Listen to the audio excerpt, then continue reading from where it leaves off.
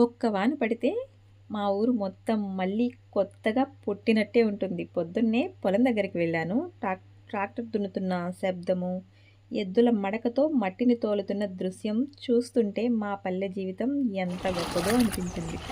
ఒకవైపు నారుకట్టలు తలపై పెట్టుకొని తీసుకెళ్తున్న మా వదిన, మరోవైపు అందంగా వరి నాట్లు నాటుతున్న చేతులు. వాళ్ళ నవ్వుల్లో అలసట కన్నా ఆనందమే ఎక్కువగా కనిపించింది. మట్టిలో కాళ్ళు మునిగిపోయినా మనసులు మాత్రం ఆశలతో నిండిపోయి ఉన్నాయి. మధ్యలో అందరం కలిసి సద్దన్నం తిన్నాము. అబ్బా! ఇంకా చెప్పక్కర్లేదు. ఆ రుచి, ఆ పొలం గాలి ఎంత పెద్ద హోటల్లో భోజనం చేసినా రాదు.